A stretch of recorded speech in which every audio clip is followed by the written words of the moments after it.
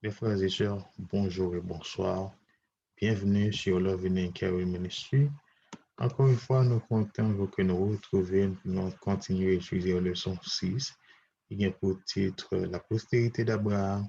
Et le verset de mémoire est trouvé dans 1 Pierre 2, verset 9, qui dit Vous, au contraire, vous êtes une race élue, un, un sacerdoce royal, une nation sainte, un peuple acquis, afin que vous annonciez les vertus de celui qui vous a appelé des ténèbres à son admirable lumière. Et jeudi, nous allons étudier, jeudi, mardi 4 mai, nous allons étudier leçon, nous continuer à étudier leçon 1, mais partie mardi a bien pour titre Israël et l'Alliance. Et verset que nous gagnons pour jeudi, il se trouve dans Jérémie chapitre 11, verset 8, qui dit, mais ils n'ont pas écouté, ils n'ont pas prêté l'oreille, ils ont suivi chacun les pensants de leur mauvais cœur, alors j'ai accompli sur eux toutes les paroles de cette alliance que je leur ai donné d'observer et qu'ils n'ont point observé. Avant que nous rentrions, nous invitons nos courbes pour nous demander l'assistance divine. Éternel Dieu, merci pour l'occasion que nous gagnons pour nous venir dans le pied. Nous demandons pardon pour péché, nous demandons bon nous Saint-Esprit pour que nous puissions comprendre la parole et nous capables d'appliquer la parole dans la vie. Nous faisons grâce, nous prions concernant de Jésus. Amen. Si nous n'avons pas analysé le texte, l'Éternel dit que l'y accompli sur toute parole qui était dans l'alliance.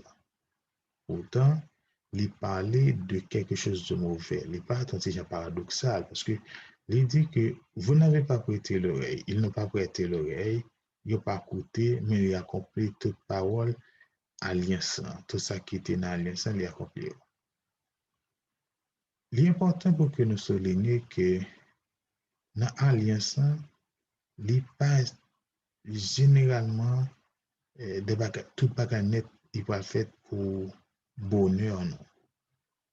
Parce que nous, souvent, avons tendance que alliance, il pas pour nous l'autre bagage que bonheur, non, que bien-être, non. Parce que dans une alliance, non, encore, certaines fois, et pas généralement, gain, ça relève le revers de la médaille.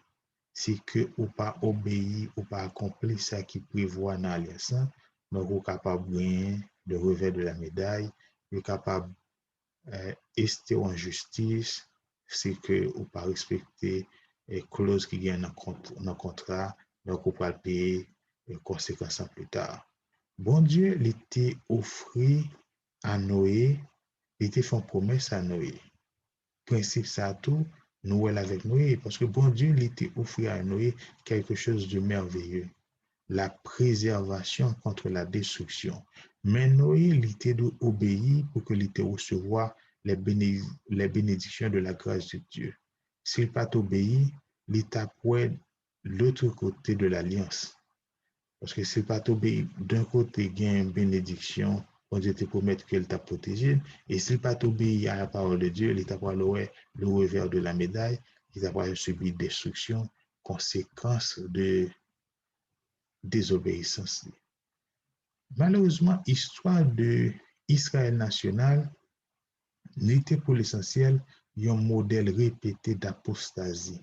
Il était suivi du jugement divin, de repentance et d'une période d'obéissance. Ce n'est que brièvement sous David et Salomon que ils ont eu contrôle de toute étendue territoire que bon Dieu te promet.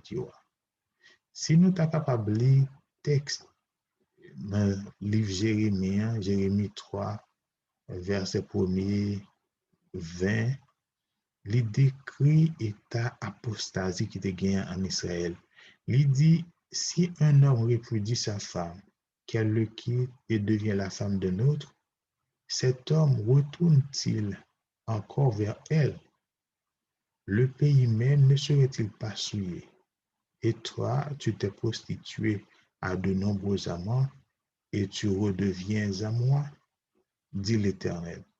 Donc, nous voyons que dans le texte que nous sommes lire, l'Éternel fait une comparaison entre une fille qui était en séparation et qu'elle prend l'autre monde. Donc, est-ce que la parole là d'une apostasie, d'une infidélité, mais son infidélité spirituelle.